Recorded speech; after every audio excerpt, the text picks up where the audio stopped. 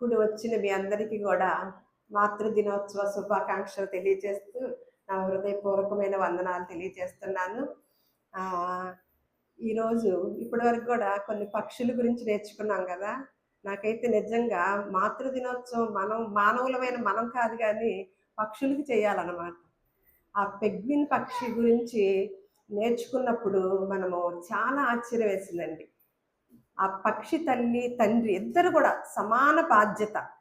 ఒకళ్ళే బాధ్యత కాదు, సమంగా ఆ బాధ్యతను భలే చక్కగా నిర్వర్తించటము. ఆ రెండు కూడా అంటే దేవుడు పెట్టిన నియమం, దేవుడు వాటికి నిర్ణయించి కేటాయించిన క్రమం అన్నమాట. అవి ఎక్కడ కూడా తప్పకుండా వాటి వాటి విధులను వాటి విధుల్ని నిర్వర్తిస్తూ వచ్చినాయి అన్నమాట. నిజంగా సన్మానానికి పాత్రులు పెగ్విన్ పక్ష మనం అంటారా? నిజంగా ఒక ఒక పక్షిని, ఒక చిన్న పక్షిని, పిల్ల పక్షిని ఇట్లా భూలోకంలోకి తీసుకురావాలంటే ఆ పెగ్విన్ పక్షి ఎంత కష్టపడుతుందో దాన్ని మనం అంతకుముందు మనం పాఠం నేర్చుకున్నాము.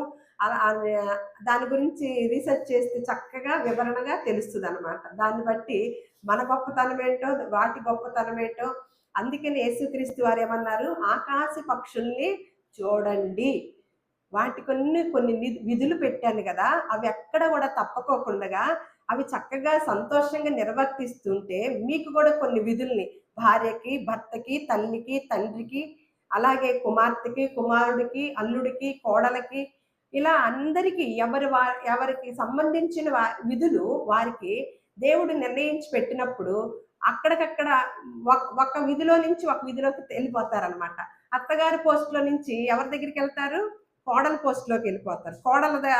దానిలోకి కోడలేమో అత్తగారి పోస్టులోకి వెళ్ళిపోతారు. మీకంటూ ఒక పోస్ట్ ఇచ్చాను, వాటిలో నిలబడి మీరు న్యాయం చేయండి అని దేవుడు తెలియచేస్తే మనము అన్నిటిలోకి వెళ్ళిపోయి ఏం తెచ్చుకుంటామంటే బాధలు తెచ్చుకుంటాం అనమాట. మనం వెళ్ళవలసిన చోటలో నిలబడి ఉండటం కాదు, వెళ్ళకూడని ప్లేస్లోకి వెళ్ళిపోయి మనం బాధలు తెచ్చుకుంటున్నాం అనమాట. ఈ మాతృదినోత్సవ సందర్భంగా నేను ఒక గొప్ప తల్లిని మనం పరిచయం చేయాలని మీకు నేను ప్రిపేర్ అయ్యి వచ్చాను పరిశుద్ధాత్మ దేవుని సహాయంతో.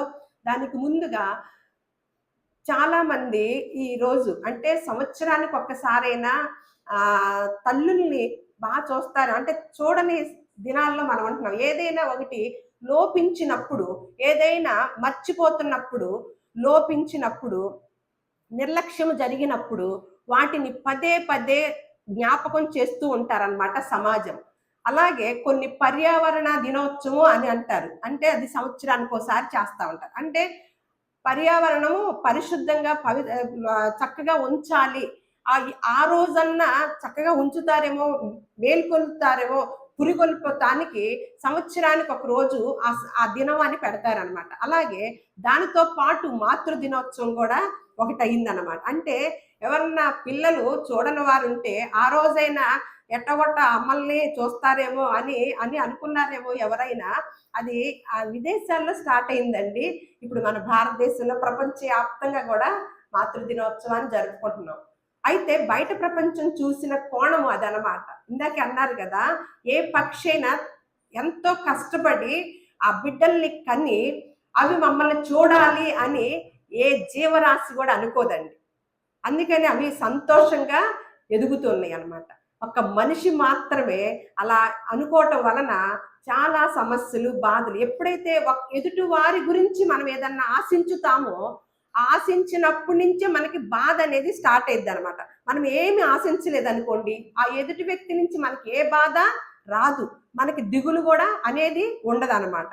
అలా మనము తల్లులమైన మనము అలా ఆ కోణంలో బయట ప్రపంచము, సమాజం కూడా ఇలా అన్నా చూస్తారేమో అని ఇలాంటి దినోత్సవం పెట్టడం జరిగింది. నేనైతే బైబిల్ కోణంలో ఈ మాతృ దినోత్సవాన్ని తెలియచేయాలని అనుకుంటున్నాను అనమాట. అంటే ఈనాటి బాలలే రేపటి పౌరులు అనే నినాదం ఉంది కదా. అంటే రేపటి పౌరులు అవటానికి ఆ బాధ్యత తల్లులమైన మనకుంది కాబట్టి ఎంతమంది తల్లులు ఈనాటి బాలల్ని రేపటి పౌరులుగా తీర్చిదిద్దుతున్నారండి? సమాజానికి ఎంతమంది తల్లులు పనికి వచ్చేటట్లుగా తీర్చిదిద్దుతున్నారండి? ఇవన్నీ జరిగిన రోజున నిజమైన మాతృ దినోత్సవము సన్మానం అనేది ప్రతి తల్లి కూడా జరిగించుకోవచ్చు అన్నమాట. మనకు ఒక వినాదం ఉంది కదా, ఏంటి? తల్లి, తండ్రి, గురువు, దైవం. మాతృదేవో భవ, పితృదేవో భవ, ఆచార్య దేవో భవ, అతిథి దేవో భవ. ఇక్కడైతే దేవుడు లేడు కదా, మొదటిది చదువుకున్నాం కదా, అక్కడ ఏముంది? ఏ స్థానంలో ఉంచాడండి దేవుణ్ణి? మొదటి స్థానంలో ఎవరిని పెట్టారండి? తల్లి, తండ్రి, గురువు, దైవం. ఏంటండి, ఎప్పుడైతే సమాజము దైవాన్ని, అసలు ప్రైజ్లు ఎన్ని ఉంటాయండి? 3 ఉంటాయి. 4వది ఏదో జాలి దలిచి ఇచ్చే ప్రైజ్లు అనమాట. అలాంటి స్థానంలో ఎవరిని పెట్టారండి? దేవుడు. మరి మొదటి స్థానంలో మా తల్లి పెట్టారు కదా సమాజము. ఆ మొదటి స్థానంలోనే ఇప్పుడు ఉన్న తల్లులు ఉండటానికి అర్హత కలిగి ఉన్నారంటారా? ఆ మొదటి స్థానాన్ని పెట్టిన దగ్గర నుంచి ఇప్పటి వరకు ఆ తల్లి స్థానాన్ని అలాగే కాపాడుకుంటూ వస్తున్నారా తల్లులు? ఒకసారి ఆలోచన చేయండి. అంటే మనుషులు పెట్టిన మాటలు, మనుషులు పెట్టిన పద్ధతులు, మనుషుల యొక్క తలంపులు వేరనమాట. దేవుని యొక్క తలంపులు, దేవుని యొక్క జ్ఞానము వేరు.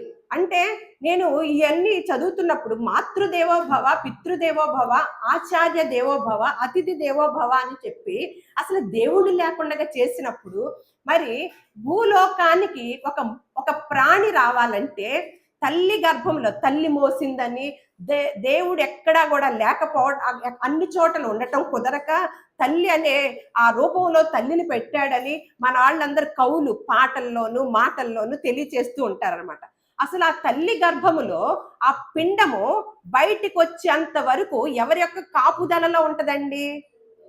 దేవుడు కనికరిస్తేనే తప్ప. అలాగే గర్భఫలము దేవుడిచ్చు బహుమానం అని స్పష్టంగా తెలియచేసినప్పుడు మరి మొదటి స్థానంలో ఎవరిని పెట్టాలండి? కానీ ఎందుకు సమాజము ఏ స్థానంలో పెట్టిందండి?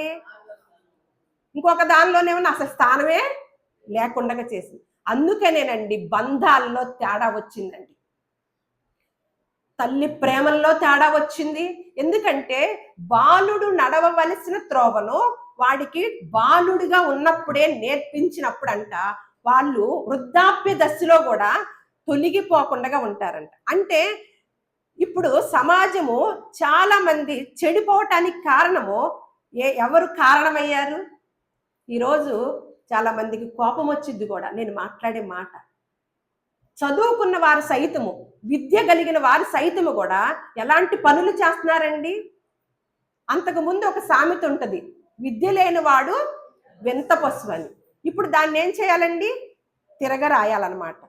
విద్య ఉన్నవాడే వింత పశువు లాగా సమాజంలో ప్రవర్తిస్తున్నాడా లేదా అండి? ఒక అత్తగారు ఉంటుంది, కుమారుడికి పెళ్లి చేసినప్పుడు అత్తగారు గాన తల్లి స్థానము, 2 స్థానాలు ఆ తల్లి కాబట్టి ఇంటికి దీపం వెళ్ళాలంటారు కదా. ఆ ఇంటిని ఆ వెలుగులాగా ఉంచాలంటే ఎవరంట? ఇల్లాలు. ఇంటికి దీపం వెళ్ళాలి కదా.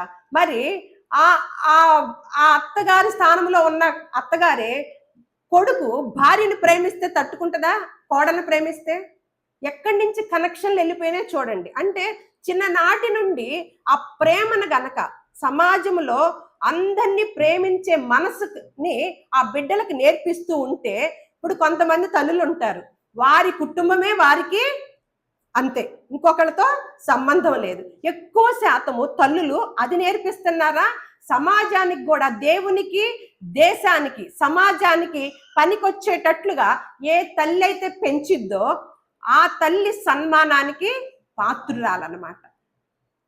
మరి అలాంటి ఇంత దుర్మార్గమైన పనులు చేస్తూ ఉండగా యవ్వనస్తులు మరి ఎవరి యొక్క విధానం అండి అది? తల్లి పెంపకం లోపమే కదా. సమాజంలో నేరాలు ఘోరాలు ఎక్కువ చూస్తున్నామా తక్కువ చూస్తున్నామా అండి? మరి ఎక్కువ చూస్తుంటే మరి మాతృ దినోత్సవానికి కుదిరిద్దంటారా? ఎవరు కారణమయ్యారండి? తల్లి పెంపకమే మెయిన్ కారణం అన్నమాట. మనకు ఒక బిడ్డ అంటే దేవుడిచ్చు బహుమానము గర్భఫలం అని ఏ రోజైతే తల్లి తెలుసుకుంటుందో, ఇది దేవుడిస్తేనే నేను పొందుకోగలను అని ఏ తల్లి అయితే తెలుసుకుంటుందో, ఆ తల్లి దేవుని కొరకు పెంచిద్ది అనమాట. ఆ తల్లి మాతృ దినోత్సవానికి సన్మానానికి పాత్రురాలన్నమాట. అందుకనే అది తెలియకపోవటమే బిడ్డలందరూ కూడా స్వార్థంతో పెరగటం, ఆ తల్లి ఆ కుటుంబంలో స్వార్థంగా తన యొక్క జీవితాన్ని గడుపుతూ ఉంటే ఆ బిడ్డలు కూడా ఏం చూస్తున్నారండి? ఆ పూరితమైన ఆ జీవితాన్నే చూస్తూ ఎదుగుతున్నారనమాట. వారికి కూడా ఎవ్వరికి అక్కడికి వచ్చే పని ఎవ్వరికీ చేయరు. అసలు కుటుంబాలకే పనికిరారనమాట. అలాంటి పరిస్థితిలో బిడ్డలు ఉన్నప్పుడు మరి మాతృ దినోత్సవానికి మనం దేని గురించి మాట్లాడుకోవాలి, ఈ సమాజాన్ని ఎలా మేల్కొల్పాలి, తల్లులమైన మనకి ఎవరు పాఠం చెప్తారు అని మనము గనక ఆలోచించినట్లయితే ఇంత అసలు బిడ్డలు ఎవరిస్తారు, అసలు మనం ఈ భూలోకానికి ఎలా వచ్చాము అని లేఖనాలు రాసి ఉన్నాయి అనమాట. ద్వితీయోపదేశ కాండము 32వ అధ్యాయము 6వ వచనం గనక చూసినట్లయితే, ఆయన నిన్ను సృష్టించిన తండ్రి కాడ ఆయనే నిన్ను పుట్టించి స్థాపించెను. మరలా 32:18 వచనం, నిన్ను పుట్టించిన ఆశ్రయ దుర్గమును విసర్జించితివి, నిన్ను కనిన దేవుణ్ణి మరిచిపోతివి. అంటే ఎవరికన్నారు? తల్లి కంది కదా. మనకు తెలిసింది ఏంటండి? తల్లి కన్నది అని. తల్లి కన్నది అని ఏ బిడ్డకైతే తెలిసిద్దో ఆ తర్వాత చుక్కలు చూపించిద్ది అనమాట. చుక్కలు చూపిస్తాడు. కానీ ఇక్కడ ఎవరికన్నారంట? నిన్ను పుట్టించిన ఆశ్రయ దుర్గమును విసర్జించితివి, నిన్ను కనిన దేవుణ్ణి మరిచిపోతివి. ఎవరు మరిచిపోయేటట్లుగా మన బిడ్డలకు చేస్తున్నారండి? తల్లులే. దేవుణ్ణి మర్చిపోకుండా ఉండే విధానము ఎవరు నేర్పించాలండి? నాన్న నేను కన్నాను అనుకున్నావా? నేను కాదు నాన్న, దేవుడు నిన్ను కన్నాడని లేఖనాలు తెలియచేస్తుంది. నువ్వు దేవుని బిడ్డవి, నీ తండ్రి దేవాది దేవుడు అని గొప్పగా నేర్పిస్తుంటే ఆ బిడ్డలు దేవుని బిడ్డల్లాగా పెరుగుతారండి, దైవాల్లాగా పెరుగుతారు. అప్పుడు సమాజంలో నేరాలు ఘోరాలు జరుగుతాయి అంటారా? దేవుడు అనగానే భయము రావాలి, క్రమశిక్షణ రావాలి. అలాంటివన్నీ మనం నేర్పించిన రోజునే నిజమైన మాతృ దినోత్సవం జరుపుకోవాలన్నమాట. మన పూర్వీకుల జీవితాల్ని దేవదేవుడు మన ముందుంచి పరిశుద్ధ గ్రంథంలో రాయించి ఒక గొప్ప తల్లి గురించి మనకి ఈరోజు పాఠం నేర్పిస్తున్నాడు. ఆ తల్లి గురించి ఈరోజు నేర్చుకుందాము. నిర్గమాకాండము తీసి ఉంచినట్లయితే, మనం ఇందాక అన్నాం కదా, మన బిడ్డల్ని పెంచుకోవటం అంటే మన కుటుంబానికి అవసరమయ్యేటట్లే పెంచుకుంటామండి.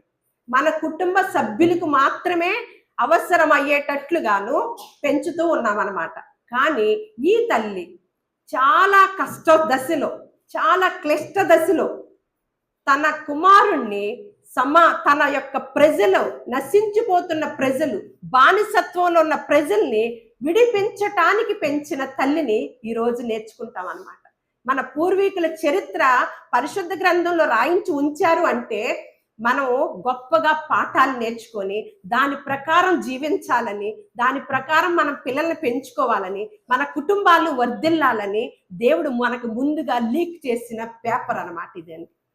చూడండి, ఇక్కడ నిర్గమాకాండంలో 2వ అధ్యాయంలో, లేవి వంశస్థుడొకడు వెళ్ళి లేవి కుమార్తెను వివాహము చేసుకుని, ఆ స్త్రీ గర్భవతి అయి కుమారుని కని వాడు సుందరుడై ఉండుట చూచి 3 నెలలు వానిని దాచెను. ఏంటండి కంటే దాయిత్రం ఏంటండి? 3 నెలలు దాచిందంట. ఎందుకు? ఆ సంభవం, ఆ సంఘటన ఏమై ఉంటదంటారు? ఏ పరిస్థితిలో ఆ తల్లి ఆ బిడ్డని, సుందరుడు చక్కని బిడ్డ, గొప్ప బిడ్డ పుట్టితే మగ బిడ్డ 3 నెలలు దాచిందంటండి. 3 నెలలు ఎలా దాచింది? ఎందుకు దాచిందంటే పక్కా వచనంలో చూద్దాం. మొదటి అధ్యాయంలో చూస్తాం. అప్పుడు యోసేపును, 8వ వచనం, యోసేపును ఎరగని క్రొత్త రాజు ఐగుప్తుని ఏల ఆరంభించిన, అతడు తన జనులతో ఇట్లనెను. అంటే ఐగుప్తు రాజ్యాన్ని ఒక రాజు ఏలుతున్నాడు అనమాట. వీళ్ళు ఈ స్త్రీ వాళ్ళ జనాంగము యోధా జనాంగము. వీరు చాలా వర్ధిల్లుతూ ఉన్నారనమాట. వీళ్ళందరికీ మగపిల్లల పుడతము, వాళ్ళు జ్ఞానవంతులై ఉండటము, బలవంతులై ఉండటము ఈ ఐగుప్తు రాజులకి ఇష్టం కలగటల్లా. అంతే కదా, కుటుంబాల్లో మన బిడ్డ ఎదక్కోకుండా ఇంకో బిడ్డ ఎదుగుతున్నారనుకోండి, ఏమనిపించిద్దండి? ఏమొస్తుంది? ఈర్ష వచ్చింది అనమాట. అలాగే ఈ రాజ్యము,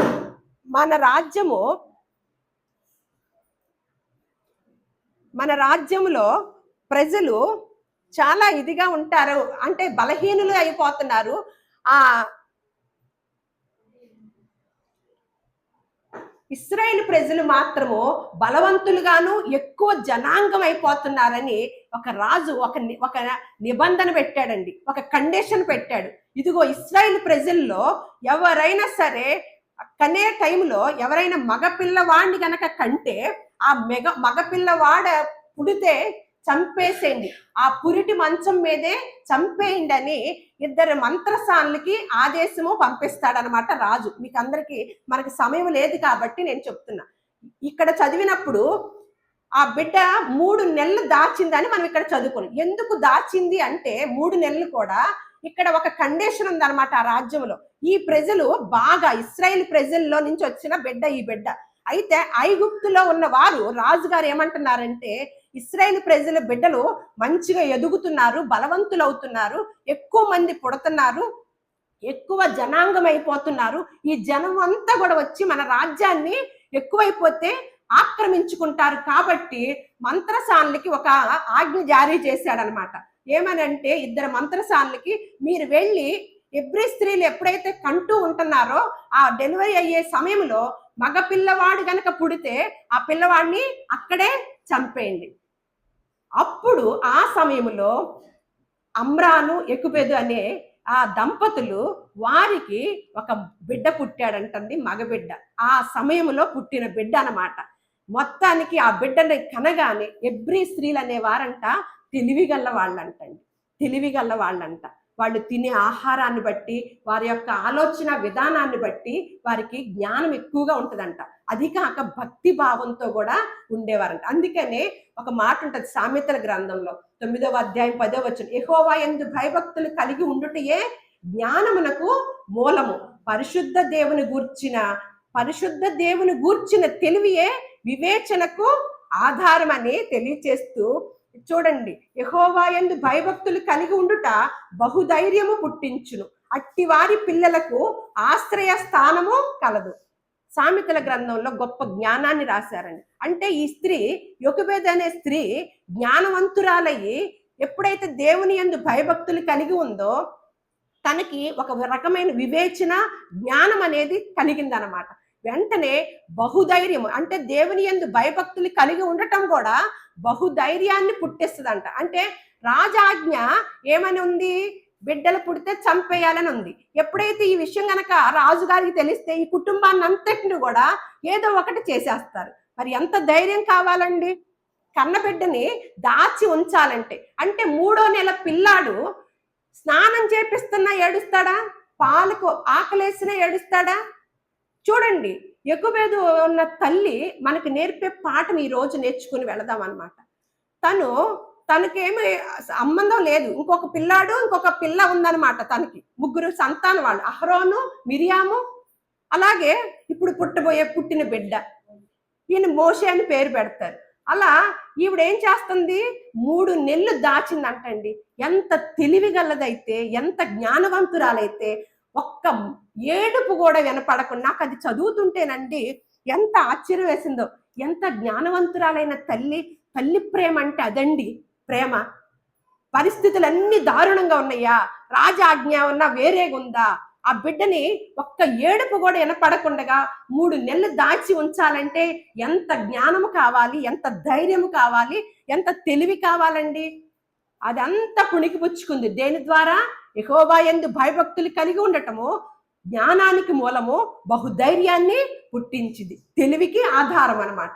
అలా అని దాచి ఏం ఐడియా చేసిందో చూడండి. ఇక్కడ చాలా అసలు జరిగిన సంఘటన ఇది కాకమ్మ కథలు కాదండి. పరిశుద్ధ గ్రంథంలో చరిత్రలో జరిగిన సంఘటనే ఇప్పుడున్న మనకి దేవుడు తెలుసుకోవాలని రాయించి ఉంచిన చరిత్ర అన్నమాట.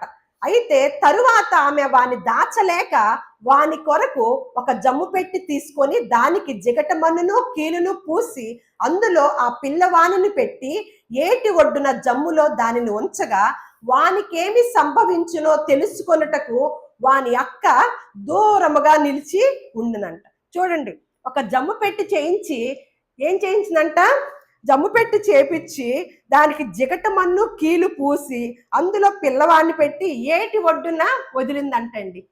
దానికి ఆ జమ్ము పెట్టి కాపలాన్ని ఎవరిని పెట్టిందండి? తన కుమార్తెను. ఆ బిడ్డ కూడా చిన్నదే, ఒక 6 ఏళ్ళు 7 ఏళ్ళు ఉంటాయి అంతే. ఆ పెట్టి ఎవరు తీసుకుంటారా, ఎవరు చూస్తారా అని ఆ పిల్లని కాపలా పెట్టిందండి. అసలు ఈ సంఘటన ఈ కుటుంబంలో ఇంటికి దీపం వెళ్ళాలన్నానే ఇందాక, జ్ఞానవంతురాలు తన ఇల్లు కట్టుకుంటుందని సెలవిచ్చాడే దేవుడు. ఆ జ్ఞానవంతురాల్ని మనం ఇక్కడ చూస్తున్నామండి. ఏమి చేసిందంటే దూరముగా ఉండి చూస్తుందంట. అప్పుడు ఫరో కుమార్తె, ఎవరైతే ఏ రాజైతే ఆజ్ఞ జారీ చేశాడో మగ బిడ్డలు గనక ఇశ్రాయేలు ప్రజల్లో మగ బిడ్డలు పుడితే చంపేయండి అని ఏ రాజైతే జారీ చేశాడో ఆజ్ఞని, ఆ రాజకుమార్తె స్నానం చేయటానికి ఆ నది ఒడ్డుకు వచ్చిందంటండి. దేవుడు ఏదైనా చేయగలడా? ఏదైనా మార్చగలడా? చూడండి ఎంత ఆశ్చర్యం వేస్తుందో ఈ సంఘటన చూస్తే. వెంటనే ఆవిడ కుమార్తె స్నానం చేయుటకు ఏటికి వచ్చును. ఆమె పనికత్తులు ఏటి ఒడ్డున నడుచుచుండగా ఆమె నాచులోని ఆ పెట్టెను చూచి తన పనికత్తిని ఒకతను పనిదాన్ని తెప్పించి తెరిచి ఆ పిల్లవాడిని చూచినప్పుడు ఆ పిల్లవాడు ఏడ్చుచుండగా చూచి వాని యందు కనికరించి వీడు హెబ్రీల పిల్లల్లో ఒకడు అనెను. తెలిసిపోయింది అనమాట. కానీ ఆ బిడ్డ ముఖం చూస్తుంటేనంట కనికరం కలుగుతుందంటండి. దయ, మనకి దేవుని దయ ఉండాలి, మనుషుల దయ కూడా ఉండాలి. యేసుక్రీస్తు వారు కూడా ఎలా ఎదిగాడంటండి? దేవుని దయందును మనుషుల దయలోను వయస్యందును జ్ఞానమందును వర్ధిల్లాడని ఉందన్నమాట. అంటే ఒక్కొక్కళ్ళ ముఖం చూస్తే మనకేం కలిగిద్దండి? దయ కలిగిద్ది. ఒక్కొక్కళ్ళ ముఖం చూస్తే మొట్ట బుద్ధి వస్తుంది అంటారు కదా, సామెత ఉంది కదా. అలాగే హెబ్రీ పిల్లాడని కూడా ఎరిగింది. ఎవరు? రాజుగారి కుమార్తె. అయినప్పటికీ కూడా ఆ బిడ్డ ఏడ్చేశాడంట. మరి 3 నెలలు ఎందుకు ఏడవలేదు? అసలు ఎంత ఆశ్చర్యమో చూడండి. ఆ రాణి గారి ముఖం చూడగానే ఈ బిడ్డ ఏం చేస్తున్నాడంట? ఏడ్చేశాడు. ఆ రాణి గారికి ఏమైందంట? కనికరము, దయ పుట్టిందంట. పుట్టి పిల్లవాడు ఏడ్చుచుండగా చూచి వాని ఎందుకు కనికరించి వీడు హెబ్రీల పిల్లలలో ఒకడని. అప్పుడు వాని అక్క, ఈ బుడ్డదానికి ఎంత తెలివో చూడండి. మన పిల్లలకే ఉంటాయి తెలివిలు, పనికొచ్చే తెలివిలేనా? వాళ్ళు ఏం చెప్పుకుంటున్నారు ఇన్రా అని ఒక పుల్లలేసే మాట మాత్రం నేర్పిస్తాం. అయి కదా, మంచిగా లోక కళ్యాణానికి ఏమైనా నేర్పిస్తామా? నేర్పించం. ఇక్కడ చూడండి, ఈ తల్లి 3 బిడ్డలను కూడా దేవుని సేవకు అంకితం చేసుకున్న తల్లిగా మనం చూస్తున్నామండి ఇక్కడ. తర్వాత మీరు చదువుకోండి ఏమంటుంది. వెంటనే ఎప్పుడైతే ఫరో కుమార్తె ఆ పెట్టిని తీసి ఓపెన్ చేసిందో ఈ బుడద వెంటనే వచ్చేసిందండి. వచ్చేసి ఫరో నీ కొరకు, అప్పుడు వాని అక్క ఫరో కుమార్తెతో ఎంత తెలివిగా మాట్లాడుతుందో చూడండి. అంటే చిన్ననాటి నుండి ఏమి నేర్పించిందండి పిల్లకు కూడా? బాలుడు నడవవలసిన త్రోవను వారికి నేర్పించినప్పుడు వారు ఎందులో నుంచి కూడా తొలగిపోరండి. చిన్ననాటి నుండి ఆ బిడ్డకు కూడా భక్తి భావం, దేవుని యందు భయభక్తులు నేర్పిస్తుంది అనమాట. అందుకే తనకి వివేకము, జ్ఞానము, తెలివి కలిగి ఉంది ఆ బుడ్డమ్మ. ఆ పిల్ల పేరు ఏంటంటే మిరియాం అనమాట. అయితే నీ కొరకు ఈ పిల్లవాన్ని పెంచుటకు నేను వెళ్ళి హెబ్రీ స్త్రీలలో ఒక దాదిని పిలుచుకొని వత్తునా అనినంట. ఎంత తెలివండి! అసలు ఎక్కడ సమయాన్ని వృధా చేయలే. మనమైతే ఏం చేస్తాము? చాలాసేపు ఆలోచించి ఏం చెప్పాలా బాబో, ఏం చెప్తే ఏం తంట అని ఆలోచన. కానీ సందర్భానుసారంగా టక్కున ఎలా మాట్లాడిందండి? వచ్చేసింది. వచ్చి ఎవరి దగ్గర, ఏ స్త్రీలలో తెస్తుందంట? హెబ్రీ స్త్రీలలో నుంచి నువ్వు బుడ్డబాబు కదా, పెంచాలి కదా, మీరు రాణి గారు కదా, ఈ బిడ్డని పెంచడానికి మీకు ఇష్టం కలిగింది కదా, పెంచుకోవాలనిపిస్తుంది కదా, మీకు పెంచడానికి కుదరదు కాబట్టి అమ్మ నేను ఒక హెబ్రీ స్త్రీలలో నుంచి ఒక స్త్రీని తీసుకొచ్చి మీకు అప్పచెప్పనా అని అంటుందండి. అక్కడ పక్కన తల్లి ఉండి చెప్తుంది ఇవన్నీ. మరి మన బిడ్డలకి ఏమి నేర్పిస్తున్నామండి? చూడండి, అందుకు ఫరో కుమార్తె వెళ్ళమని చెప్పగా ఆ చిన్నది వెళ్ళి ఆ బిడ్డ తల్లిని పిలుచుకొని వచ్చును. ఫరో కుమార్తె ఆమెతో, ఈ బిడ్డను తీసుకొని పోయి నా కొరకు వానికి పాలిచ్చి పెంచుము, నేను నీకు జీతం ఇచ్చిదనని చెప్పగా ఆ స్త్రీ ఆ బిడ్డను తీసుకొని పోయి పాలిచ్చి పెంచెను. ఆ బిడ్డ పెద్దవాడైన తరువాత ఆమె ఫరో కుమార్తె యొద్దకు అతన్ని తీసుకొని వచ్చెను. అతడు ఆమె కుమారుడు ఆయను. ఏమొచ్చిందండి? బిడ్డ పెంచటము అంటే దేవుని యందు భయభక్తులు కలిగి దేవుని సంకల్పాన్ని కొరకు మనం గనక లొంగిపోయి, అంటే ఆయనతో పాటు మమేకమైతే దేవుడు ఎన్ని బెనిఫిట్లు వస్తాయో తెలుసండి. అది ఆ చిట్కాని మనకు తెలియట్లేదండి. తన కుమారుణ్ణి ఏమన్నా అసలు చంపాల్సిన పరిస్థితుల్లో ఉన్నారా, కానీ తెలివిగా జ్ఞానయుక్తంగా ఆ బిడ్డను జమ్ముపెట్టులో పెట్టి పంపించిందా? వెళ్ళి ఎవరి చేతిలోకి వచ్చాడు? రాణి గారి చేతిలోకి వెళ్ళాడా? తన బిడ్డని తను పాలిస్తూ పెంచుతూ తన జీతం తీసుకునే పరిస్థితిలోకి తీసుకెళ్ళాడనమాట దేవుడు. దేవుడు ఏదైనా చేయగలడా? చేస్తాడు. ఎవరికి? నమ్ముట మీ వంతైతే నమ్మువానికి. దీనికి ఇక్కడ ఈ నమ్మకానికి పెట్టుబడి ఏంటంటే, ఈ భక్తికి పెట్టుబడి ఒక్క నమ్మకమేనండి. ఒక నమ్మకము, దేవుని యందు భయభక్తులు కలిగి ఉండటమే. మీ డబ్బులు, మీ యొక్క విధానాలు, మీ కష్టాలు అక్కర్లేదు. మోకాళ్ళతోనూ లేకపోతే ఇంకొక దానితోనూ వెళ్ళి నీ దేవుని సన్నిధికి రమ్మంటట్లా, మీ కానుకలు తెచ్చేసి ఇచ్చేసేయండి అంటల్లా. కేవలము నమ్మకము, దేవుని యందు భయభక్తులు కలిగి ఉండటం. ఈ తల్లి మనకి ఏం నేర్పిస్తుందో చూద్దాం. ఎప్పుడు ఆ జీతం తీసుకోనంట ఎప్పుడు దాకా పెంచిందంటండి? పెద్దవాడయ్యాక తీసుకెళ్ళి ఫరో కుమార్తెకి కుమారుడిగా అప్పచెప్పిందంటండి. అంటే ఈ లోపు ఏమి నేర్పించిందండి? సమయం అంతా, వయసు అంతలో ఏమి నేర్పించింది? అందుకే మోషే ఎలాంటి వాడయ్యాడో తెలుసండి? బాలుడుగా ఉండి తన వయసులో తన చేతుల్లో మొత్తం నేర్పించింది అనమాట. తన ప్రజలు ఎలా బానిసలుగా ఈ రాజ్యానికి వచ్చారో, తన ప్రజల్ని ఎలా విడిపించాలో నీవు మాత్రమేనయ్యా అని చిన్ననాటి నుండి పెద్ద అయ్యే వరకు కూడా ఆ తల్లి నేర్పిస్తూనే వచ్చిందండి. కుమారుడు వెళ్ళి ఏం చేయాలండి? రాజుగారి కుమారుడిగా ఉండాలి కదా. ఆయన ఏమలా ఉన్నాడంటండి? దీని వివరణ అండి. అయితే మనం 11వ వచనం, ఆ దినములలో మోషే పెద్దవాడే తన జనుల యొద్దకు పోయి వారి భారములను చూచెను. అప్పుడు అతడు తన జనులలో ఒక హెబ్రీని ఒక ఐగుప్తుడు కొట్టగా చూచెను అని దీని గురించి అపోస్తుల కార్యములో వైద్యుడైన లోక చాలా వివరంగా రాశారండి. ఈ సంఘటన మనం 7వ అధ్యాయంలో చూద్దాం. అపోస్తుల కార్యములు 7వ అధ్యాయంలో చూద్దాం. వైద్యుడైన లోకా గారు చాలా వివరంగా రాశారనమాట. ఈ సంఘటన మోషే గురించి వివరంగా రాశారనమాట. ఎప్పుడైతే ఆ తల్లి తన యొక్క కార్యక్రమాన్ని, తన యొక్క చేయవలసిన పనిని, ఆ బిడ్డను పెంచే విషయంలో ఎక్కడ సమయాన్ని వృధా చేసుకోకుండా తన ప్రజలు, తన కుటుంబం కొరకు పెంచిందా, తన జనాంగం కొరకు పెంచిందా అండి? యొకువేదు తన కుటుంబం కొరకు. మనందరం ఎలా పెంచుతామండి? మన కుటుంబాల్లో కూడా సరిగ్గా ఇంకో కుటుంబాన్ని ప్రేమిస్తే ఊరుకోరు తెలుసండి పిల్లల్ని. అలా పెంచాం మనం. కానీ ఈ తల్లి ఏం చేస్తుంది? తన జనాంగం కోసము తన కుమారుడు చక్కగా సేఫ్గా రాజాలాగా బ్రతకచ్చు, కానీ తన తల్లి త్యాగమైంది. తన కుమారుడు రాజులాగా ఉండకూడదు, తన జనాంగాన్ని రక్షించే నాయకుడిలాగా ఉండాలని ఆవిడ చిన్ననాటి నుండి తనకొచ్చిన అవకాశాన్ని ఎక్కడ వదులుకోకుండా ఆ బిడ్డను పెంచి నేర్పించింది అనమాట. ఎప్పుడైతే ఆ బిడ్డ నేర్చుకున్నాడో, బాలుడుగా ఉన్నప్పుడు నేర్పించింది కాబట్టి తను ఎక్కడ తొలగిపోలేదండి మోషే గారు. ఇక్కడ చూద్దాం, 7వ అధ్యాయం 22 నుంచి చూద్దాం. మోషే ఐగుప్తుల సకల విద్యలను అభ్యసించి మాటల యందును కార్యముల యందును ప్రవీణుడై ఉండెను. అతనికి 40 ఏండ్లు నిండి వచ్చినప్పుడు ఇశ్రాయేలీలైన తన సహోదరుల్ని చూడవల్లని బుద్ధి పుట్టినంటండి. అంటే తల్లి నేర్పింది బుర్రకెక్కిందా? ఎవరిని చూడాలనుకుంటున్నాడు?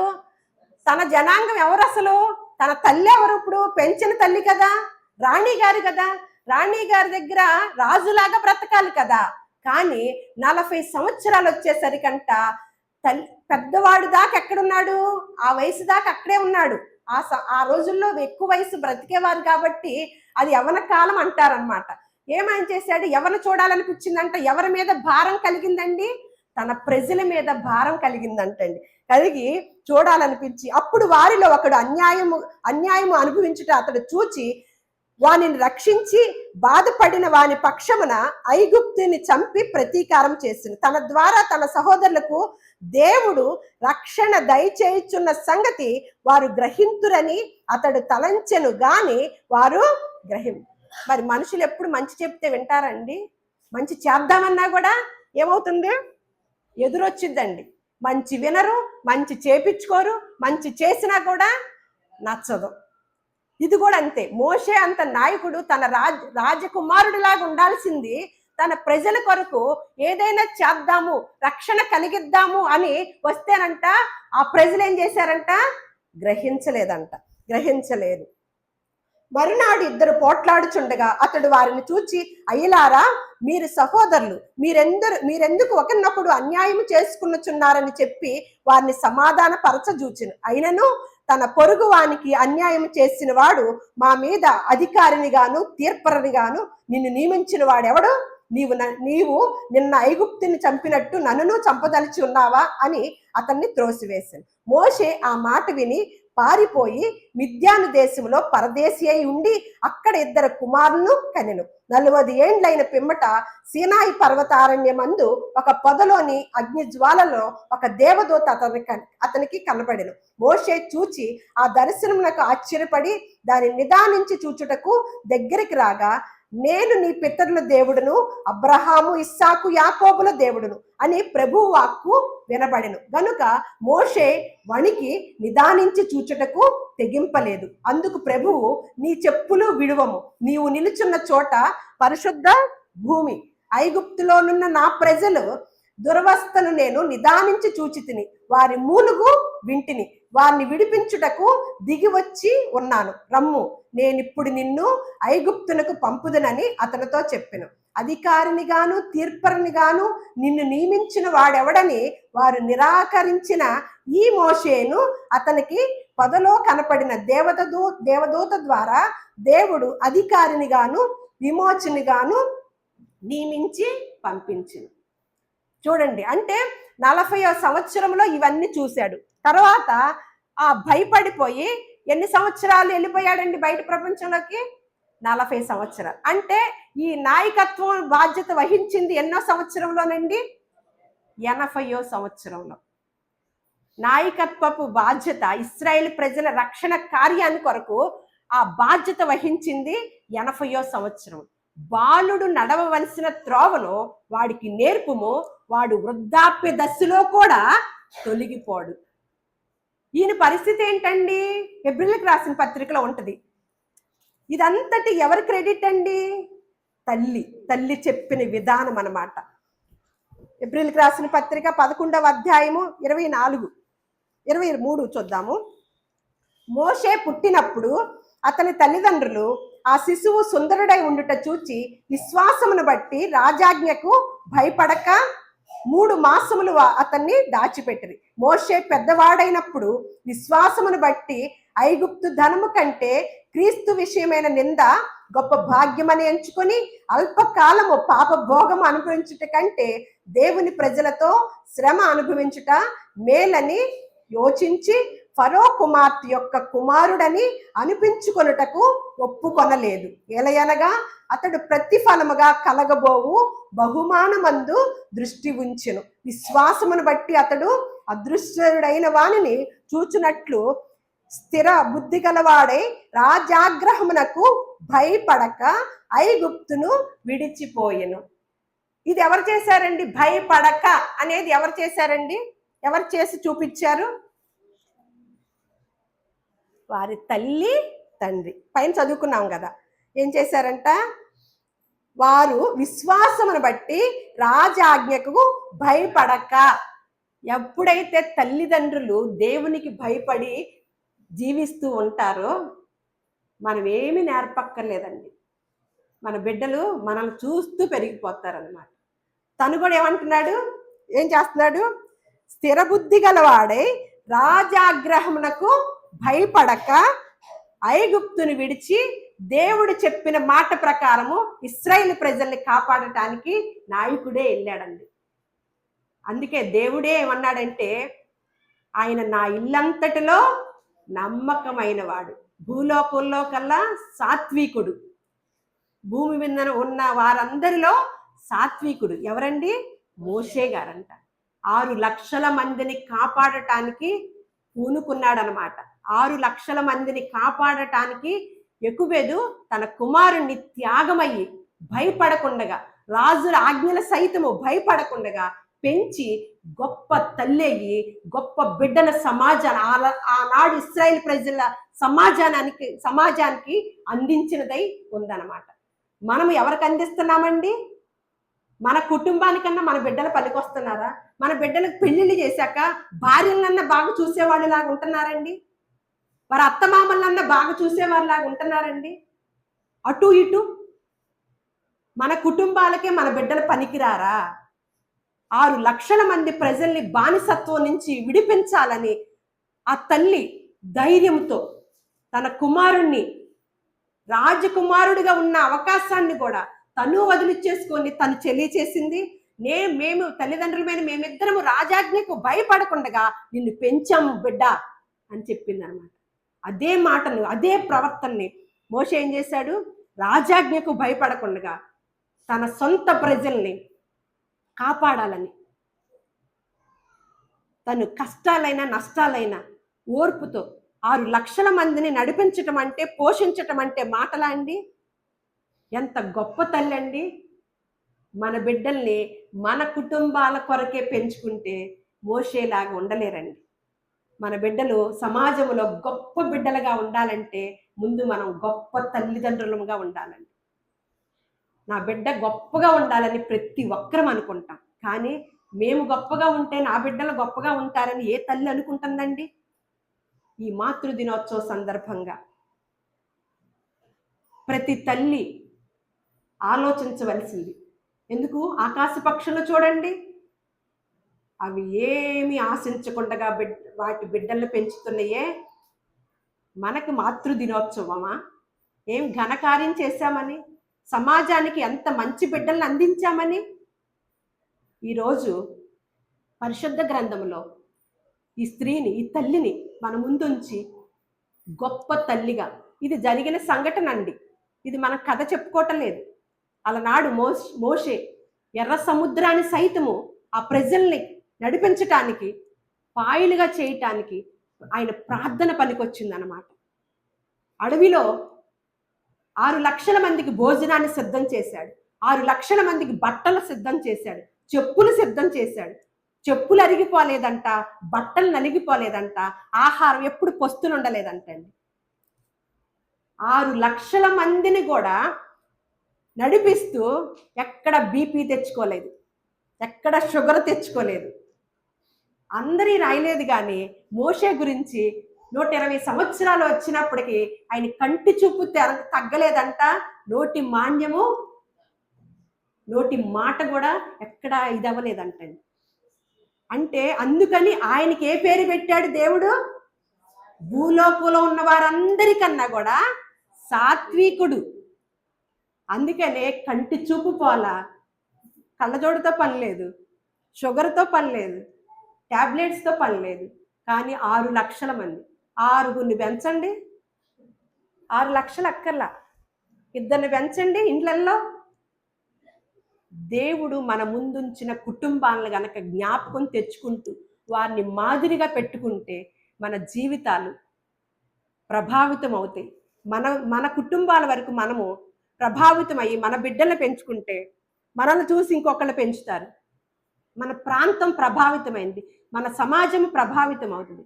అటువంటి తల్లులుగా, అటువంటి తండ్రులముగా ఎంతమందిమి నిలబడతామండి? ఆ రోజే నిజమైన మాతృ దినోత్సవం.